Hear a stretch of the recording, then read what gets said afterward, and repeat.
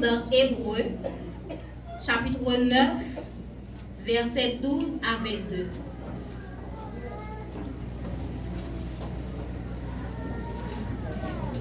Hébreux 9, versets 12 à 22.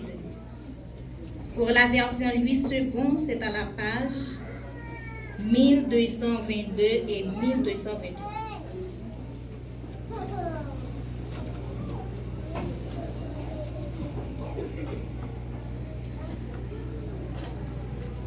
Et il est entré une fois pour toutes dans le lieu très saint, non avec le sang des boucs et des veaux, mais avec son propre sang, ayant obtenu une rédemption éternelle.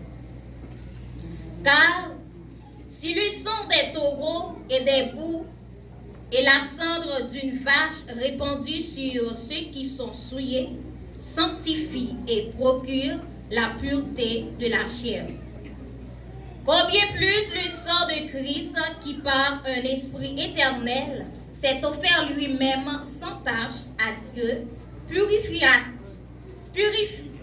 purifiera-t-il votre conscience des œuvres mortes, afin que vous serviez le Dieu vivant.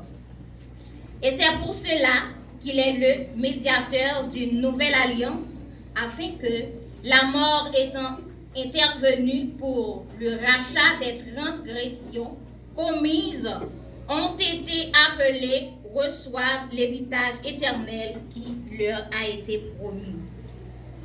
Car là où il y a un testament, il est nécessaire que la mort du testateur soit constatée. Un testament, en effet, n'est valable qu'en cas de mort, puisqu'il n'a aucune faute tant que le testateur vit. Voilà pourquoi c'est avec du sang que même la première alliance fut inaugurée. Moïse, après avoir prononcé devant tout le peuple tous les commandements de la loi, prit le sang des veaux et des boucs avec de l'eau et de la laine écarlate et de l'hysope, et il fit l'aspersion sur le livre lui-même et sur tout le peuple en disant: ceci est le sang de l'alliance que Dieu a ordonné pour vous. Il fit pareillement l'aspersion avec le sang sur le tabernacle et sur les ustensiles du culte. Et presque tout, d'après la loi, est purifié avec du sang, et sans effusion de sang, il n'y a pas de pardon. Parole du Seigneur. Amen.